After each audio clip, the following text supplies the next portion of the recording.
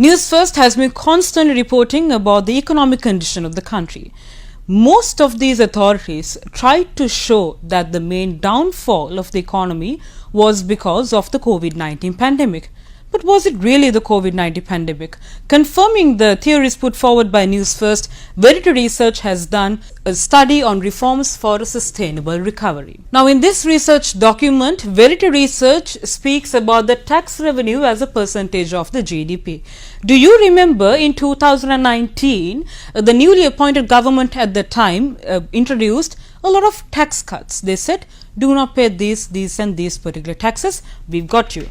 And this was a percentage that was in 2019. This is the tax revenue as a percentage of the gross domestic product. Now, this was a story in 2019. What has happened in 2021? The tax revenue as a percentage of the GDP has drastically gone down to 8%. Because of the tax concessions that was introduced back in 2019, this is the situation right now. The interesting point is only 6 countries in the world have less than 8%, and Sri Lanka is now one of those 6 countries. Now, when the revenue of the government goes down, now if the government isn't earning money as much as did before, doesn't necessarily mean that the expenditure also goes down. Although the revenue was on a declining trend, the expenditure of course was rising. What do you do when you don't have enough money to finance whatever that you have to finance? You tend to take loans. So what you see right here is the increase in public debt to GDP ratio. In 2019, we had a percentage of 95.5%. This is the public debt in comparison to the GDP. The 95.5% percentage went up to 119.4%, showing an increase of 24% from 2019 to 2021. Now, when you take loans and you can't pay the loans, it's the same thing that happens to your crib. They downgrade you. They tell you can't take any more loans because you are not in a position to pay them. This is exactly what happened to Sri Lanka as well, when these credit rating agencies declared that Sri Lanka was not in a position to service its debt anymore. When it comes to this credit rating, we were in 2016 in a BB minus position, and somewhere down the line, when it came to October 2020, we were in B minus. And right now, December 2021, we have gone down to CC credit rating. This means that you are not in a position to service your debt anymore. The bigger picture between 2010 and 2018 was that the sovereign foreign debt repayment that Sri Lanka had to repay between 2010 and 18 was at 2.2 billion US dollars. What is the bigger picture now? It has now gone up to 4.4 billion US dollars, where Sri Lanka has to pay this much of US dollars as debt repayment between 2021 to 2025. Official reserves are what a country has on standby when it wants to make certain payments. Now, by the year 2016, we had a reserve position of 8 billion US dollars. Now, we were here in terms of reserves in 2016. Where are we now? In 2020, our reserve position is right here at 2 billion US dollars. From 8 billion in 2016, we have gone down to 2 billion in 2020, recording a downfall of this. What was the reason behind the reserves going down like this? Mainly because the government or the monetary authorities were of the stance that we will settle our debt no matter what comes our way. They said we made a recent payment of 500 million US dollars as sovereign bonds, and we will continue to settle our debt. But how are we settling our debt? How are we financing our debt? We are using our reserves to finance our debt, and this is what it has come to now. Do you remember how certain ministers and MPs were constantly going on about the fact that COVID-19 was the main reason behind the economic downfall of the country? But was it really though? Why do we call COVID-19 a pandemic and not an epidemic? It's because pandemic affects the entire world.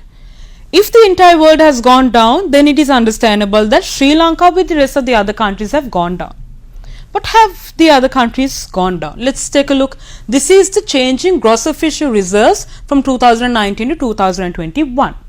Now, in this particular slide, Verity research clearly shows that the pandemic was not the key driver of the reserves depletion in the country, because India managed to increase its reserves by 39%. If you take Bangladesh, the country that helps us, has increased its reserves by 41%. Bhutan by 35%. Even Maldives reserves have gone up by 5%. If you take a look at Pakistan, 33%. Countries like Nepal, Malaysia, Thailand, Indonesia and even Philippines have somehow managed to increase the reserves that they have in the country despite the challenges posed by the pandemic. What has Sri Lanka done and where is Sri Lanka right now in terms of its official reserves? Sri Lanka is the only country in the region that has gone down by 79%. Our reserve position in the country has declined from 2019 to 2021, has gone down by 79%, when other countries like India, Bangladesh, Bhutan and even Maldives and Philippines have recorded an increase in their official reserves. So, is COVID-19 pandemic actually the key indicator behind as to why the Sri Lankan economy has gone down?